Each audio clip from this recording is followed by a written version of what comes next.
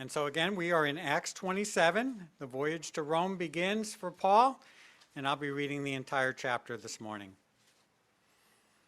And when it was decided that we should sail to Italy, they delivered Paul and some other prisoners to one named Julius, a centurion of the Augustan regiment. So entering a ship of Adramyttium, we put to sea, meaning to sail along the coasts of Asia. Aristarchus, a Macedonian of Thessalonica, was with us. And the next day we landed at Sidon.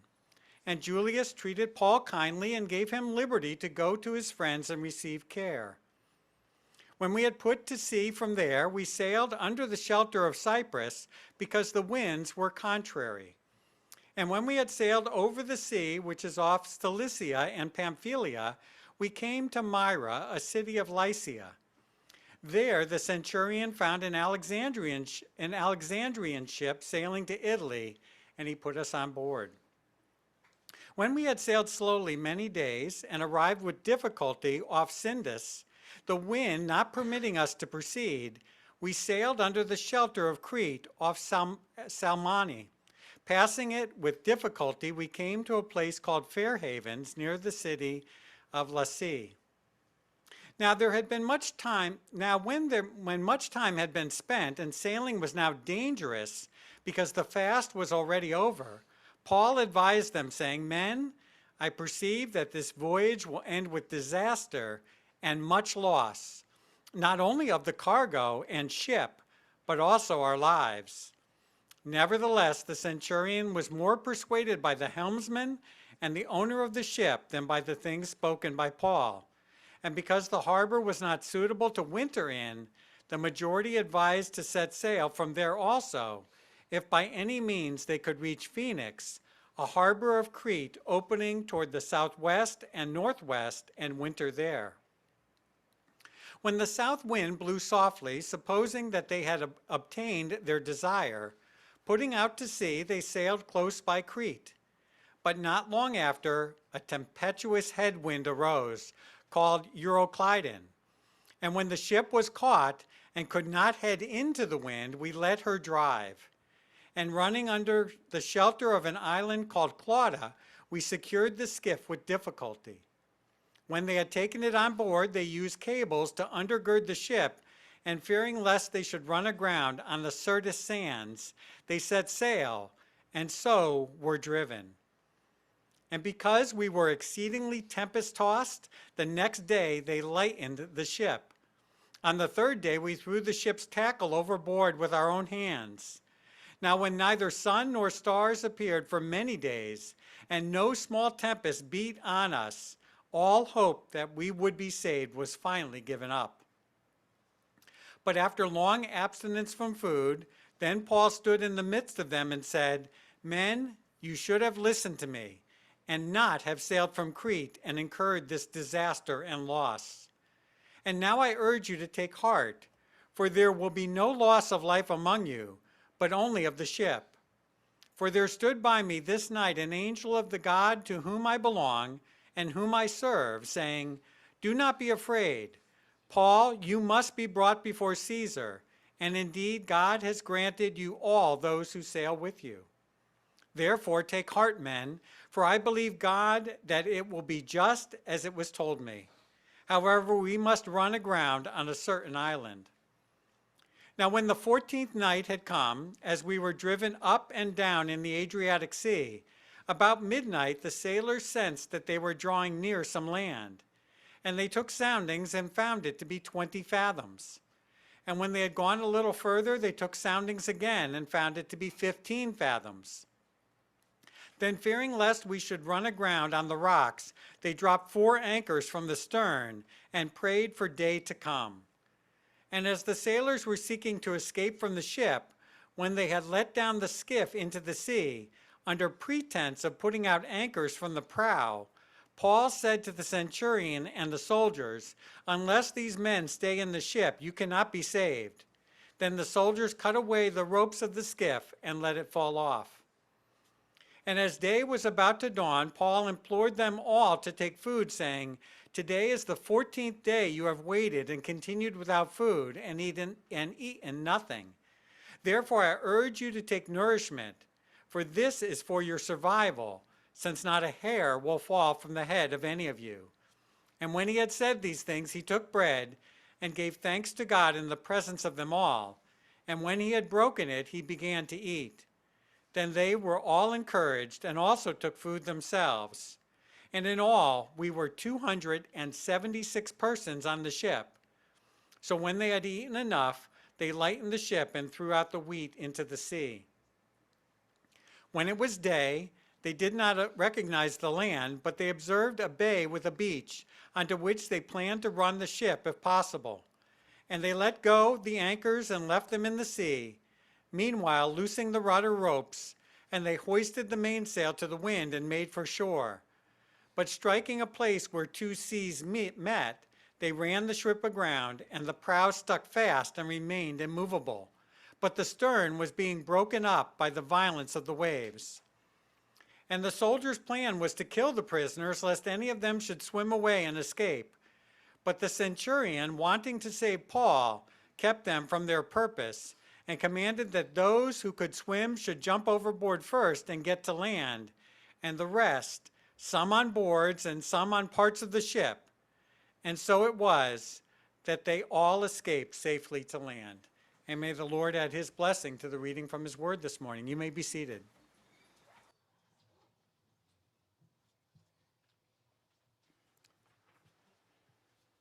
Well, over the past couple weeks, we have been seeing how God has been fulfilling his promise to Paul, transitioning Paul from a ministry of traveling with the gospel to now he's going to take that and he's going to do what Christ had told him from the beginning, that he would actually bear his name before kings for his name's sake.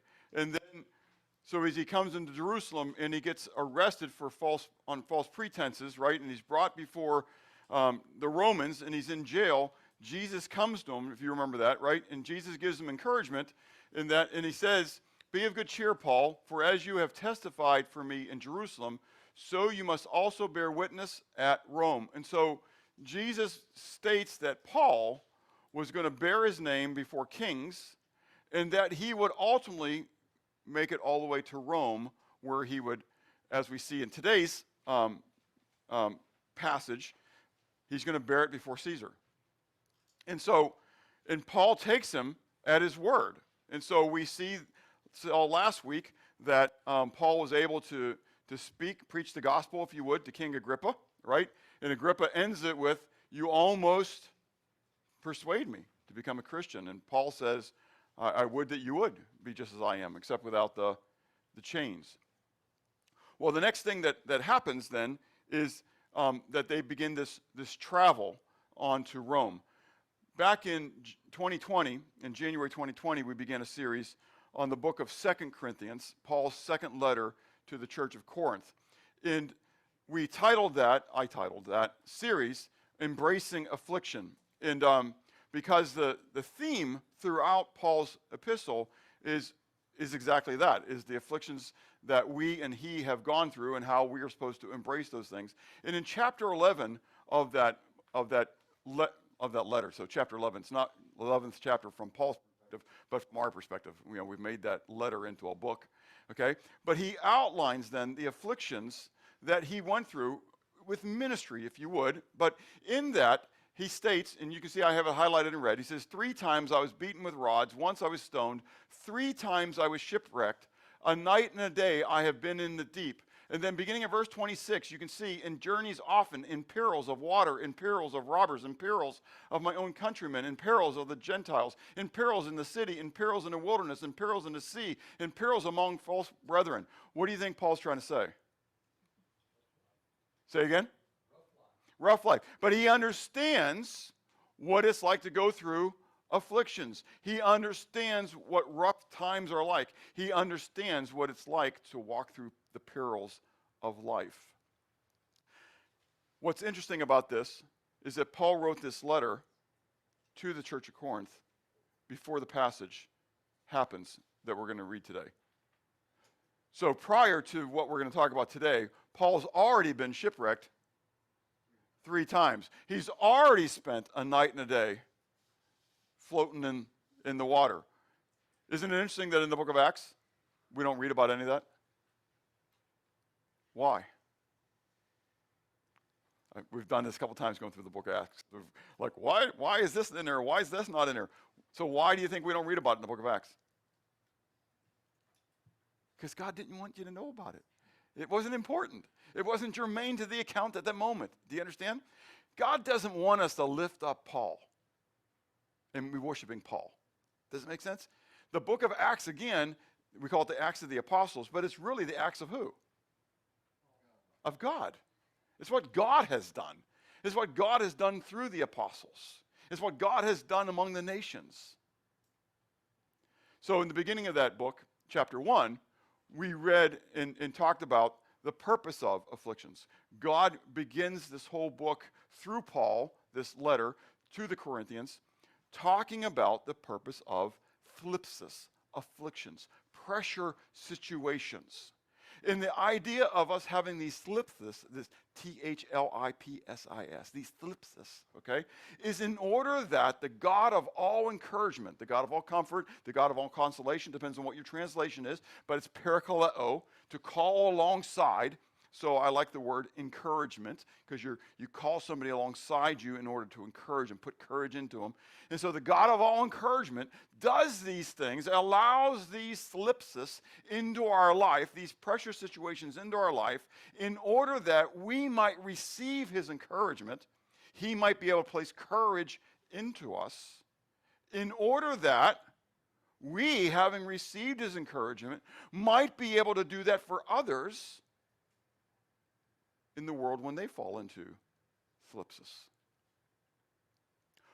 And in that message, when I presented this, I talked about Rabbi Kushner's book, Why Do Bad Things Happen to Good People? And I talked about how he emaciates God and says this is because God can't do anything about it. How sad it is. So you can go back and you can listen to the message I did this week, just confirm the things I'd stated in it. And it's a good message, even though I spoke it, you can still listen to it. Anyways, and so, but the whole idea is that God allows us to have these trials and tribulations of life. You want to know something's even worse than this? After family camp, when we come back, we're going to start a series on the book of James. It's the book you never wanted to study and teach on.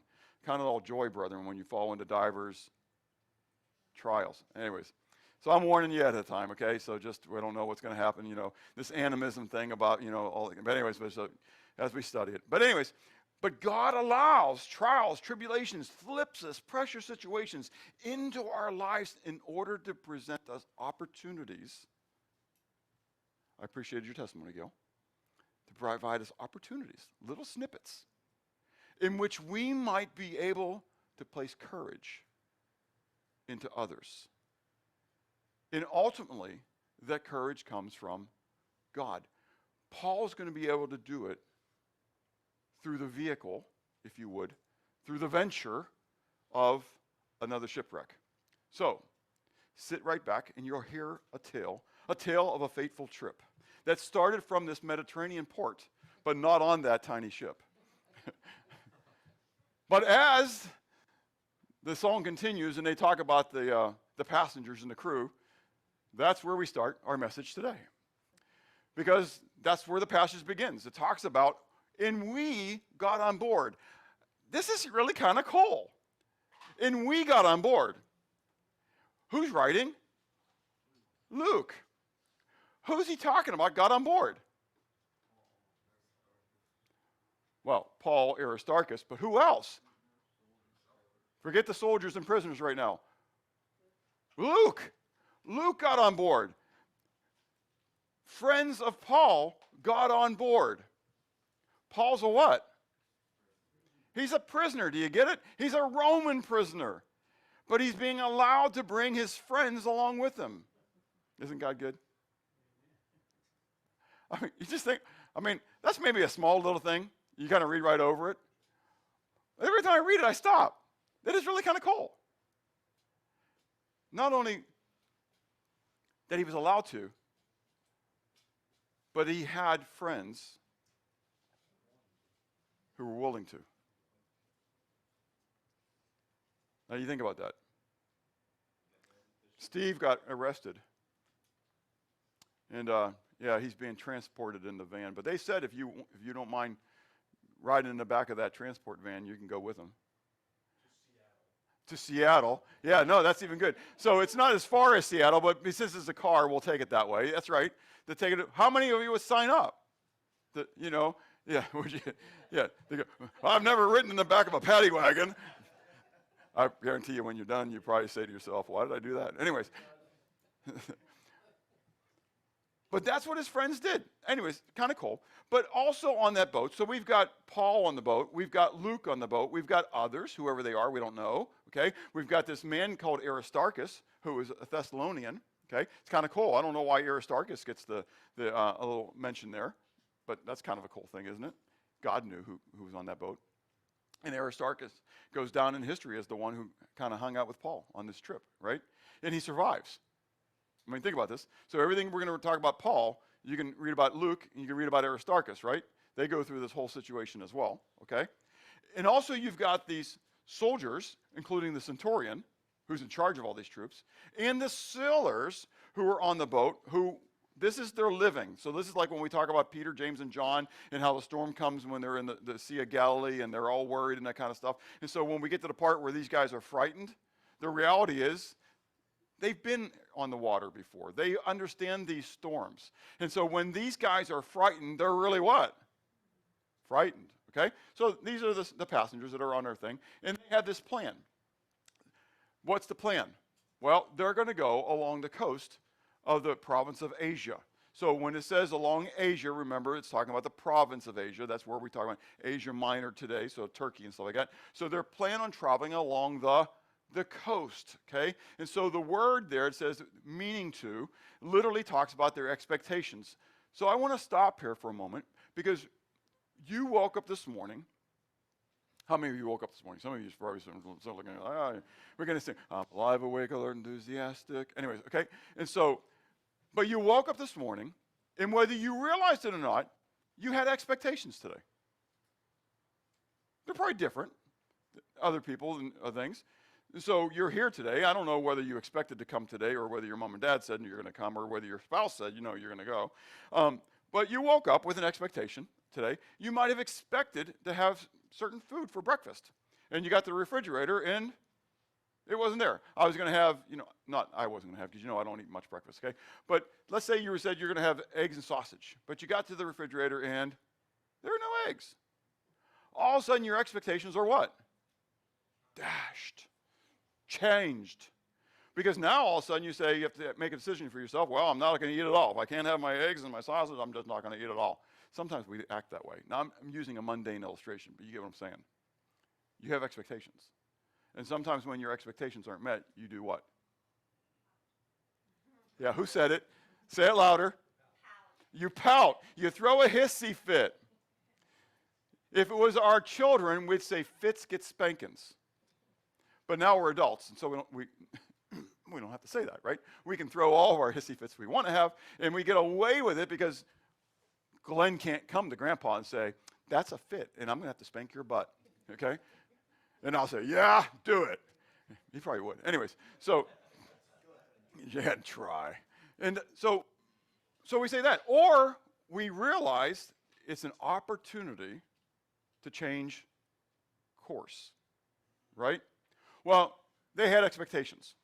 They expected this to be a clear, smooth sailing thing, okay? And so they got on a boat that was heading to Adramyttium, okay?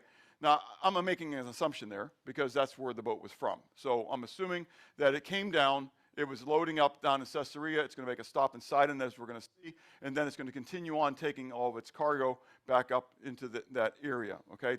Dispersed into the Macedonian region and stuff like that. And so, because of the time of the year that it is, they want to travel close to the shore. Now, I get that. I spent 20 years taking men on fishing trips and stuff up in Canada, okay? And so the one year I remember distinctly, we came down, and we're coming down river regardless of what the weather's like. And so there was multiple years we came down in storms. I mean, yeah. But the one year we came down, and it was a hailstorm. It was a hailstorm. I mean, guys all had the tarp, and they were hiding underneath the tarp. It was pelting. But I'm driving. And so I said, pelting. I got my hat pulled down. I got my hand like this, but it's just still hitting my forehead, pelting. And so what do? Try to slide over as close as you can to the shore to try to find a little bit of a protection from the wind and everything else, right? Well, that's what they're doing. They recognize where they're at. They recognize the time of the year, and so they're going to try to be as close to the thing as possible. They have their expectations. The problem is, there was a problem with the plan. They went to Sidon. They stopped at Sidon. That's kind of fun as well. Again, we can take a little side comment there, and then Paul was allowed to get off at Sidon with his buddies and go have fellowship with other believers with the full trust that what? He's going to get back on the boat because he's a prisoner. Think about it. He's a prisoner. They're taking him to Rome to stand before Caesar. Off with his head. But they're going to let him go out in Sidon, already knowing. Paul already has the reputation with this centurion. Isn't this kind of cool? He's going to get back on the boat. So when they're ready, the boat leaves, right? And so they supposed they were going to continue, but God sent an obstinate wind to them. The wind was contrary to their travel, and it pushed them in a direction they weren't planning on going. Just a minor obstacle. We can deal with minor obstacles sometimes. I wonder how much cursing was on that boat at that moment when all of a sudden they're getting pushed away from the shore and pushed into the Mediterranean again. Not frightened yet, mind you. They're not frightened yet. They're just what? Redirected. It's not kind of fun. Do you ever ride down the road and all of a sudden you get a flat tire? And you were planning on making the travel all in one day, and now all of a sudden you got to decide what? Do I get a hotel or am I drive through the night? I remember driving through the night once, leaving at midnight. It was the first time I was in the military, right? Because your what do you call it? Leave begins at midnight, and I was a legalist, so I didn't leave till midnight. I didn't leave before, just in case I get caught. And so I left at midnight. I fell asleep going through Rock Hill. It was the last time I ever did that, because I realized instantly that could have been a worse venture than I wanted to have. Do you get it? All of a sudden my trip would have taken a what? A major detour, like hospitals and all that kind of stuff. And so, yeah. So, say again? Or the morgue. Yeah. The morgue I could deal with because that just means I'm with God, you know. The worst part is I'm going to be at the hospital. I'm going to be, anyways, we won't go there. So, yeah, I always think of the morbid side of it. So, but the reality is, in life, we don't like that. We don't like when detours happen. Things that change our plans. But God has a way of doing that, doesn't he? Do you believe that God is sovereign? Really sovereign over all the affairs of your life? Do you believe that God controls the wind? See, Jonah got on the boat because God told him to go to Nineveh and to preach the message of repentance to the Ninevites, but Jonah didn't want to do that. So Jonah decided he was going to go to Tarshish, which was like way out here in the Mediterranean over this way. And so he's doing this same thing that Paul's doing, but Paul's not running. Paul's actually going that way, right? And so he's going to flee that way, but God sends up a what? A storm, a wind. Remember that when we get to Euroclydon, okay? That this one's just a small little wind, okay? So all the stuff we're going to talk about applies when we get to the big wind, okay? And so he brings that up, and he stops the ship. What do the guys in the ship do? Same thing we're going to read about these guys doing. They lighten the what? The load. They start throwing everything off, and they can't still make headway. And they're all frightened, and they're all falling apart. And so they decided they're going to what? Shoot dice and figure out whose fault it is for this to happen. Well, when they shoot the dice, who's the lot fall to? Jonah. He already told them it was his fault. When they were coming looking for him, he knew whose fault it was. There was no doubt in his mind. He knew exactly why the storm came upon them.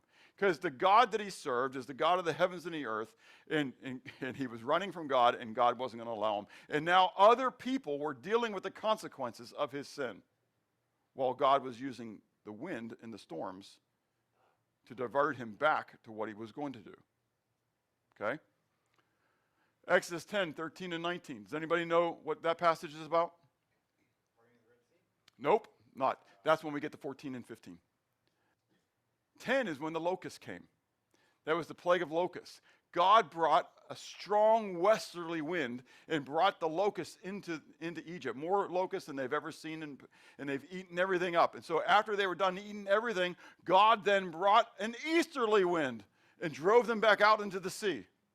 Isn't that kind of cool? So he brought this massive westerly wind, brought this massively, and then he brought this massively easterly wind and drove them back out. God is in control of the winds. And then, yes, coincidentally, I don't know if it was Moses when he lifted up his arms, he was like, woo, you know. But when he lifts up his arms, there's a wind that comes, you know. But at that moment, he lifts up his arms and God sends a wind and it parts the Red Sea. And people can make all the statements they want to make about this and the land bridge and everything else and yada, yada, yada. And you know what? I really don't care. Because the miracle is the wind happened at the exact same time that Moses put up his arms to get it. And it was enough of a wind that it spread the waters apart. Why? Because God's in control of the wind. Psalm 107. This gets to the fun part here. Because you got to understand, I was studying this on Wednesday afternoon. Okay? I'm going through all this on Wednesday afternoon. So I was studying and I was preparing, and I'm in this section of the message. I'll get to why that's important in a moment, okay? And so Psalm 107, verses 23 to 31, you could go all the way to 43, but I'm going to just read those. It says, "Those who go down to the deep go down to the sea in ships, who do business on great waters, they see the works of Yahweh and his wonders in the deep. For he commands and raises the stormy wind, which lifts up the waves of the sea. They mount up to the heavens. They go down again to the depths. Their soul melts because of trouble. They rail to and fro and stagger like drunken men and are at their wits' end. Then they cry out to Yahweh in their trouble, and he brings them out of their distresses. He calms the storm so that its waves are still. Then they are glad because they are quiet. So he guides them to their desired haven. Oh, that men would give thanks to Yahweh for his goodness and for his wonderful works to the children of men." Pretty cool stuff, huh? And then you get to Psalm 135, 5 to 7, not 5 to 77. 5 to 7, for it says, "For I know that Yahweh is great, and our Adonai, our Lord, is above all gods." Whatever Yahweh does, he what? He pleases. Whatever he wants to do, guess what? He does it. Whether in the heavens or in the earth, in the seas, and all deep places. He causes the vapors to ascend from the ends of the earth. He makes lightning for the rain. He brings the wind out of his treasuries. Now, while I'm studying, and I'm doing all this on Wednesday afternoon, I'm also looking ahead and preparing for knocking on doors. So I always, make sure that I'm going to check the weather and that kind of stuff, so I can be coordinating with Steve and then potentially just John and Jose. And if you're going to do it, you just need to let me know. That way I can make sure I talk to you. But everything's good. I look at the radar, and you guys have been here long enough, I love that part of the meteorology kind of stuff. And so I'm looking at the radar, and everything's cool. It's all clear. I'm looking at the hourly, all clear, no problem. I literally cut and paste those passages onto this piece of paper, and I'm reading and just meditating upon God doing this. Do you know what happened? The heavens opened up literally over my house. Literally. Like I went to the radar. And there's this little bitty thing that just kind of boop, comes up in it. And so I over my house. Over my house. Do you know how cool that is? We had to cancel door to door. You guys didn't probably get rain that day, but it's poured over here. I mean, just all around my neighborhood. So if you drove over here, you probably saw on Wednesday that it was wet. It poured. over my house in my neighborhood. And I went out in the rain in the front yard, and I'm looking at it, because I'm in the distance. I can kind of see some clear skies and stuff. And I'm praying, Lord, what's happening here? Are you stopping me? Because, man, I'm studying this. Or is this of the devil? Is he trying to inhibit me? Because the devil doesn't want me to go knocking on doors. Should I be praying for you to stop this storm? Right? So please stop it, because you're in control. You're in control of the heavens and the earth. And I just read this. You do it, I don't know what to do. And it didn't stop raining. In fact, it got more. It started to get wider. And I went to my backyard, because you can't get the right answer in the front yard, so you got to go to the backyard. Anyways, and I'm going to the backyard. I'm trying to look from that angle. I'm praying, like, Lord, I don't get this. I'm looking at the radar. And I promise you, it is over my neighborhood. That's it.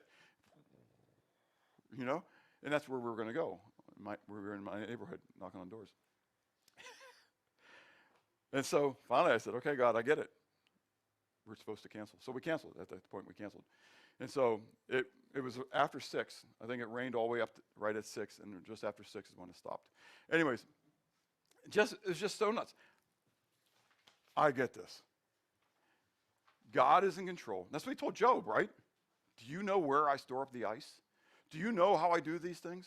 You know what? And God can do it anytime he wants to, just to knock your socks off. Or to redirect your plans, because he has something else for you. But do we see it that way? We need to see it that way. We need to understand that the God of the heavens and the earth is sovereign over every affair of my life. He may give me desires, he may give me plans, he may give me purposes. But ultimately, I need to say, like we're going to study in the book of James, if the Lord wills, I will do such and such. They had their expectations. They had their plans. They had their purposes. They were going to do it the right way. They were going to come under right along the coast of Asia. Safety first.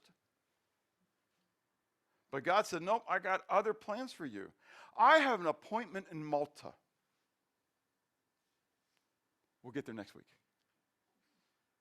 But I have an appointment for Paul in Malta. And I have an appointment for all you soldiers and sailors to see my provision and to see the confidence that my servant has in me. I want you guys to be able to see what faith looks like. Do you ever think of the fact that God's actually working with unbelievers, and he's just using you in the path of them? That as a tapestry of your life, you know how the strings come through.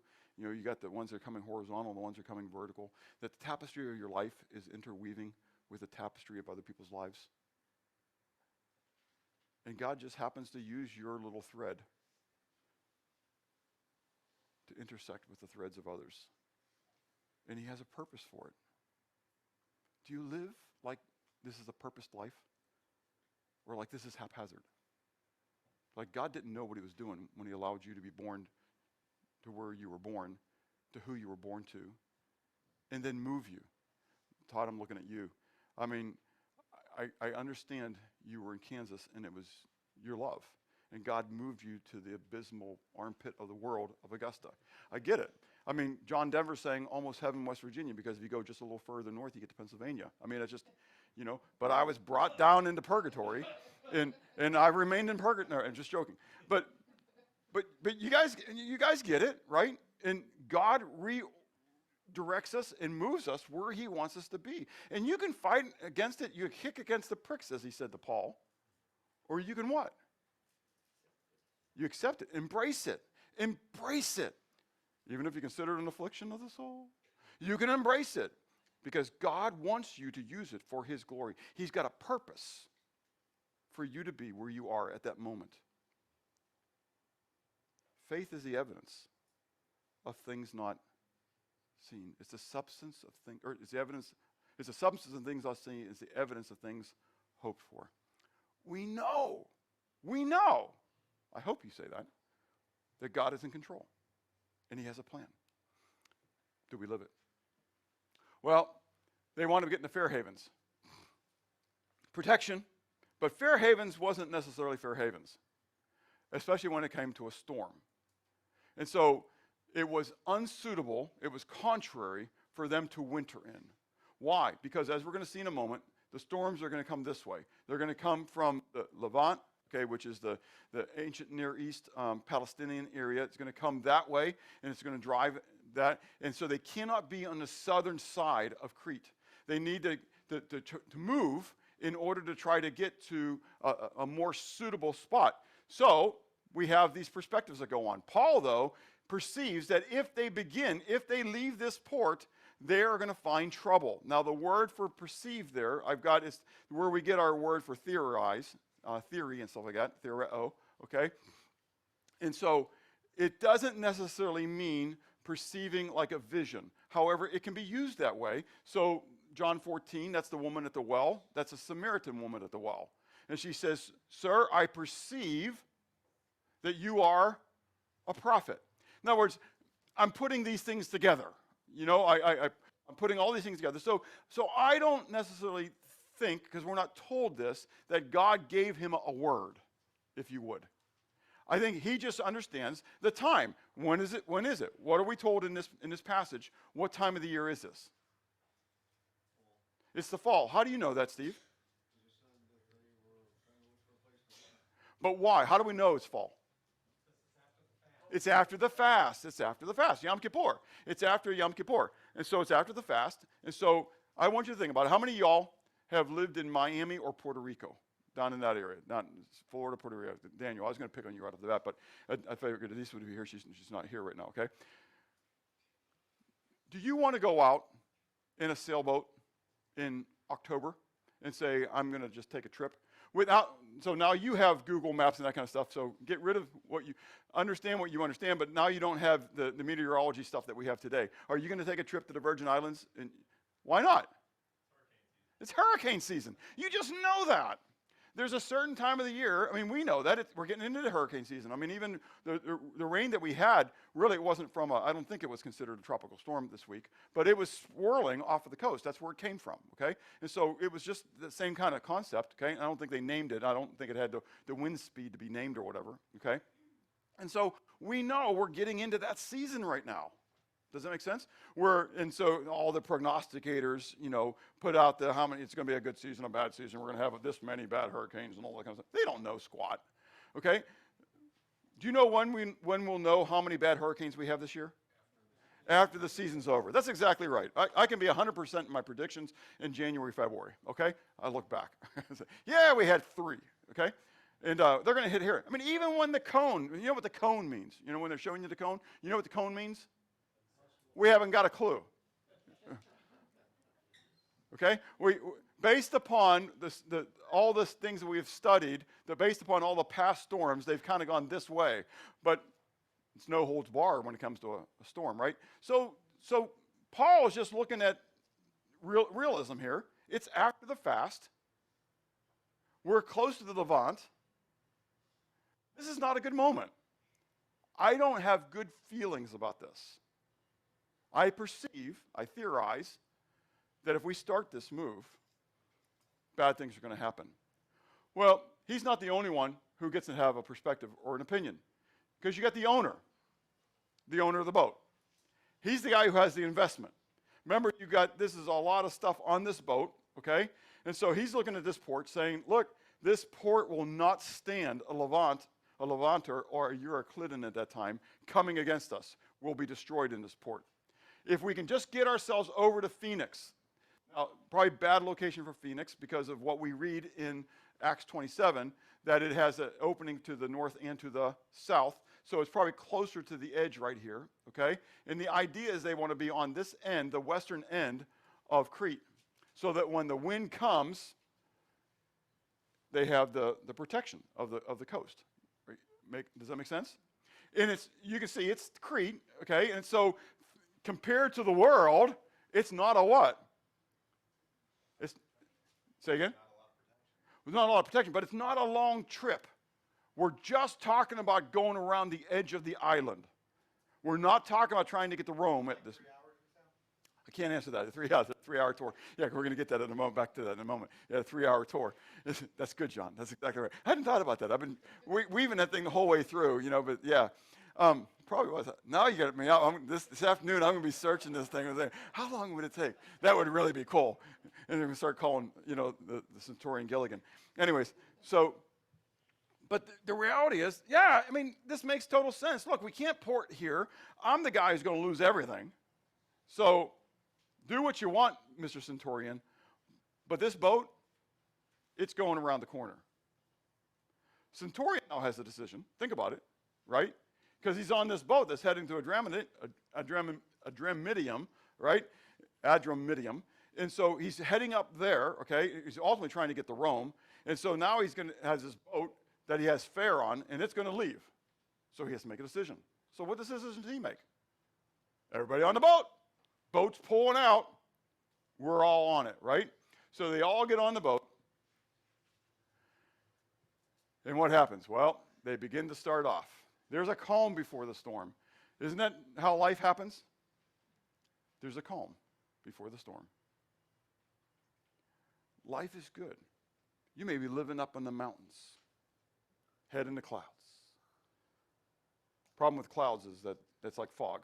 I don't know if you've ever driven, if you go like Pennsylvania, we go up from North Carolina into Virginia, and when you go into Virginia, you go into Fancy Gap, and when you go up in the Fancy Gap, it goes potentially, many times it goes up into the clouds. It's not a fun moment. If you ever talk to Tim, my son Tim, ask him about coming back from Pittsburgh, because they were learner's permit. I had him and Ben with me, and we drove all the way to Pittsburgh and back, and his turn was driving, and we were coming down through Virginia, down the mountain, in pea fog soup. Yeah, it was like, and this is the place where they have the digital speed limit signs, don't go faster, it's like 25 miles an hour. But Jimmy, I know if you're listening, I apologize for this, but those truckers, they don't really care. They're making time, and they're coming down the hill. And Tim's knuckles are white, man, just white. Because you can head in the clouds, but guess what? Those clouds can turn instantly from being beautiful to being stormy, just like this, in a heartbeat. That's what life is like. And so they had this calm wind, and they just started breezing nicely. And they thought what?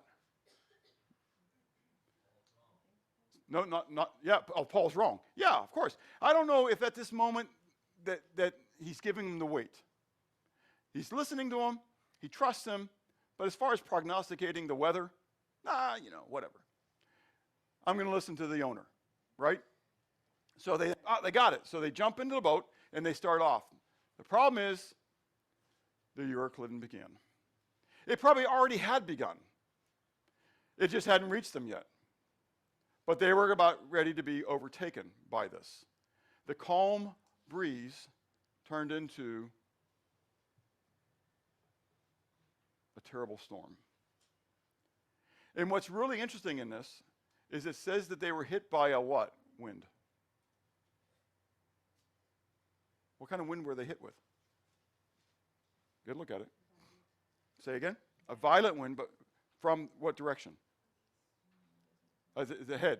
It's a headwind.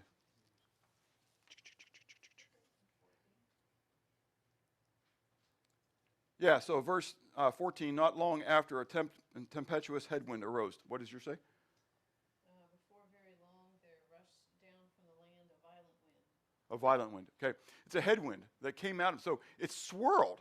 So it came at them, and then it swirled and hit them, okay? So think about it. Again, they're going just along the coast, but all of a sudden they're nailed with this thing. This thing's coming from the east to the west, okay, but a northerly direction, so it's called a northeaster, okay, from that perspective. And it swoops back down on them, okay? And it drives them out to sea, where they spend then the next couple weeks in darkness, not knowing where they're going to be, and they wind up landing on the edge of a little bitty island called Malta. Again, we'll talk about that part next week, okay? It's the peril that we want to talk about today. What happens in the midst of all this thing? First, you've got this inopportune wind. Again, I call it, quote unquote, inopportune wind. Reality is it's what? God's timing. Now, do you think people on the island had a storm as well? I do. This is the time when I always ask myself in my brain the balance between the predestination of God and the foreknowledge of God. Years ago, many years ago, previous church, we didn't have a whole lot of money for vacations and that kind of stuff.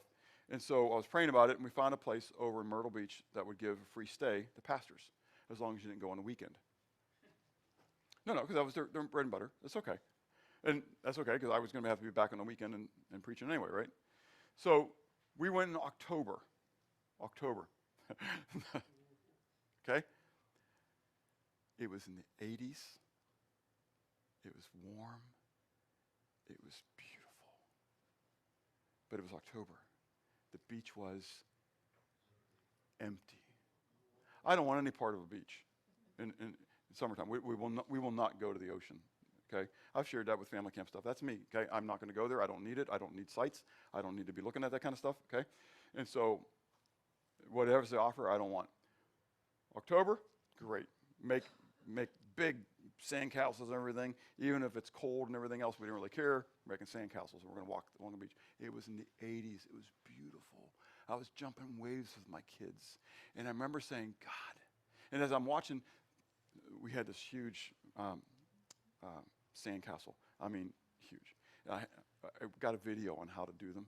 Anyways, and so I had a wall around it. I had an arched stairway coming out of it. And, had the seashells gliding it up. It was just beautiful. I had a moat around it and everything. It was beautiful. And it was out in the waves, jumping waves. And people it must have been a conference or whatever, because there was a group of people just walking down in their business casual clothes down the beach, and they stopped. And they're just kind of looking all over my sandcastle. It was really kind of cool. Yeah, it was mine. Tomorrow it's not going to be there because the waves are going to come and wipe it all out, But I remember being out there at that moment realizing that other people were enjoying this weather too. God, did you have me come this week because you knew the weather was going to be great? Or are these people being blessed by good weather because you're just blessing my socks off right now?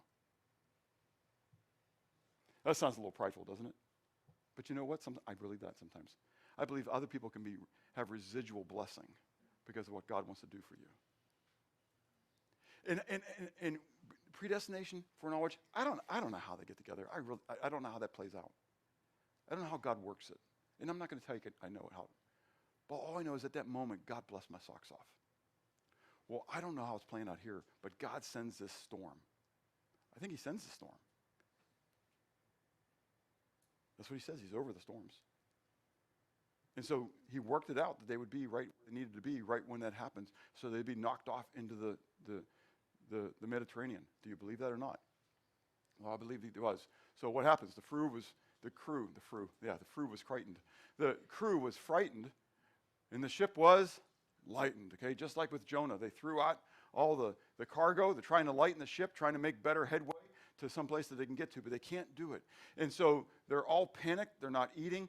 Paul stands up and tries to encourage them, okay? And so he sees that there is an incredible opportunity. Paul, remember, he's going through all this too. But what does Paul know? What does Paul say again? He's going to Rome. Paul knows he's going to Rome. This storm can't stop me from getting to Rome. This storm's not bigger than God. Do you get it? Do you feel like the storms of life are bigger than God? No, that's exactly right, Glenn. They're not. God uses the storms of life to challenge me, to hone me, to help me, to be a witness of his grace and his power. His presence and his power, just as we said in the beginning. God is always with me. You've never left me.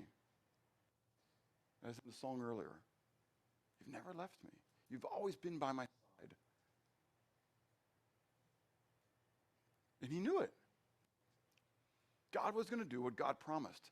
And so, it's an incredible opportunity. So he encourages them and exhorts them. The first one, his encouragement to them, the first statement is an admonishment. You should have listened to me. Couldn't help it. Anyways, but you should have listened to me. That's true. It's a true statement, right? But he doesn't dwell on it. You should have listened to me. I saw it. It was going to come. So now you guys need to know that God has given me literally a vision. So the other, he doesn't call a vision. This one he calls a vision. That sent an angel to let me know that I was going to be in Rome. I was going to go before Caesar. And he also let me know that what? All you will be spared too. Are you starting to think about what the centurion's thinking about now? He didn't listen to him before, but now all of a sudden he's starting to listen, right? You're right. You did say this was going to happen.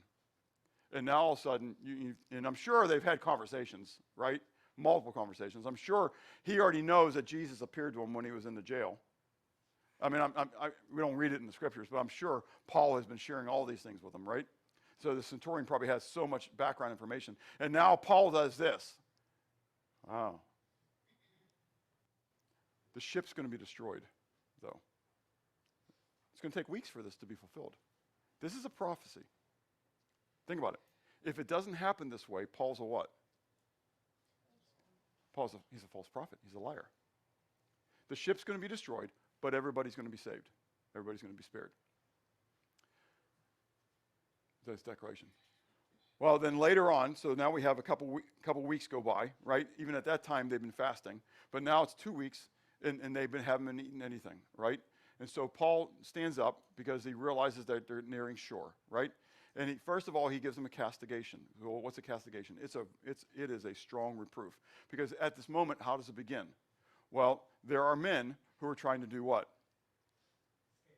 Escape. That's exactly right. They're trying to flee the ship. They theorize now, right? They can see how the handwriting's on the wall. They got this one. This ship is gone, okay? And so they try to get down into the lifeboat, into the skiff, and, the fastest one gets the boat, type thing.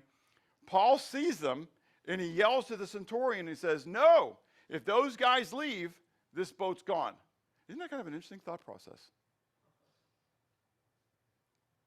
God gave me a vision that all of our lives are going to be spared. But if you do this, God's not entitled to give you the blessing that he had promised. Well, I think also they were the sailors. They were the guys that knew how to sail the boats. They were, right, I understand. So some of the sailors, if not all of them, right. But still the point is, God still could spare them even without the sailors there. Do you believe that? Yeah, that's hard, isn't it? Oh, now we're stretching God. No, I'm not stretching God. God can do whatever he chooses to do, okay? And so God says, at that moment, through Paul, look, if these guys don't stay, what's really interesting is the centurion's response. What's he do? He cuts the ropes. He says, you guys get back on here, and he cuts the ropes. No one's leaving. He commandeers the boat at this moment. He commandeers the boat. I'm now in charge of the boat, and Paul's guiding it. Now, he doesn't say it that way, but think about it. Who just made the decision? Paul. Paul just made the decision. What's your influence like in people around you? He's ministering like you were talking about conversations, right? At the Bible study and that kind of stuff, and like you have conversations with people at work and stuff like that. The reality is that we have these conversations all the time. Are they kingdom conversations? Are they things that we're just sowing seeds, and one day we don't know where they'll end? I still remember the guy who drove the forklift at the warehouse. If you've heard the story before, I apologize. But anyways, who got saved years later. And he goes back to when we're in front of my house, when he gets saved in front of his Jeep, and he goes back to the time when I was driving the truck, and I pulled the truck back in, and I had always a small truck, couldn't take the forklift into it, and so bumper to bumper, there was a size 10 hole between the bumpers, and my size 9 hit that size 10 hole, and I went straight on down, and stopped by my thigh, popped back up, singing praise him, and whatever, it was a praise song. And I wasn't thinking, I just did it, right? But he told me that was the day, that was the moment when he knew everything else I said was true. It took a storm, a potentially broken leg, it wasn't broken, But he didn't know how it was going to play out. For me to pop back up, he says, you're the only guy in this place who would have come up singing a praise song. He said, I'd have heard a whole lot of other things. And he wound up getting saved. And that's what he goes back to. You don't know what you're sowing in the lives of others and what God will use it and how God will use it and what God will bring about in order to use it to work in his life. Wouldn't you like to know a little bit more about the centurion after the fact? Did he get saved? I mean, I would. I can't wait till I get to heaven and find out, is there like a whole boatload of sailors and soldiers who are in heaven because of this moment? His example then, and he says, you guys haven't eaten, you need to eat. You need to eat. We're getting ready to be shipwrecked. We're getting ready to be shipwrecked. Remember what I said? The boat's going to be destroyed. All you're going to be saved. We're going to get in the water. You're going to have strength. You need to eat. That's what he's saying. It's just pretty practical. You need to eat. And so what does he do? He took the bread. He broke it. He gave thanks to the Lord. And then he ate in their presence, in front of them all, on this boat in the middle of this storm. I mean, a storm is raging, so don't stop the storm at this moment and have them in a hall and all this kind of stuff. The storm is raging all around them. They don't know what's going to happen. The guys are fearful, and he's like, hey, listen to me. You guys need to eat. It's getting worse. It's not going to get better. It's going to get worse. That's encouraging, isn't it?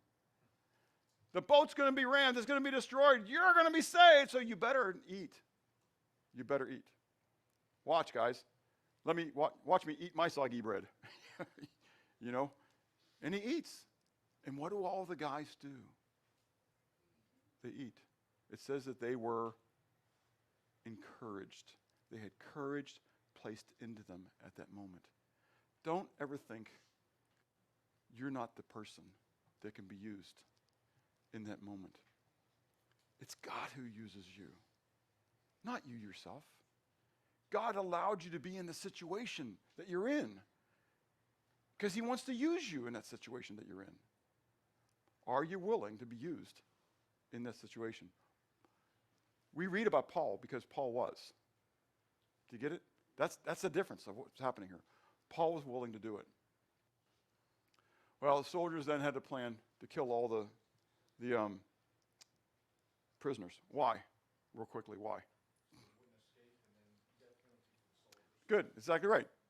It's their own neck. If the soldiers escape, then Roman law, they're going to get killed, right? But again, the centurion comes in and says, no, Paul is going to be spared. And because Paul is going to be spared, all the prisoners are going to be spared. Remember, Paul said that what? Everybody is going to be spared. Don't you want to know about the centurion? Don't you? Think about all these decisions. Paul, he's looking at Paul now saying what? Can you imagine what next week? We'll wait till next week, sorry. When you get to Malta and the snake bites and all this kind of stuff, and the centurion's got to be there watching this thing. I mean, I'm thinking the centurion becomes a flaming evangelist after this. We just don't know his name. Anyways, but it's just so exciting to watch. I'm sure it wasn't exciting to live. But it's exciting for us later to read about how God is using Paul, Luke, Aristarchus. Remember, those guys are on the boat too? And these other ones. Living a life of faith in the midst of the biggest storm you can imagine.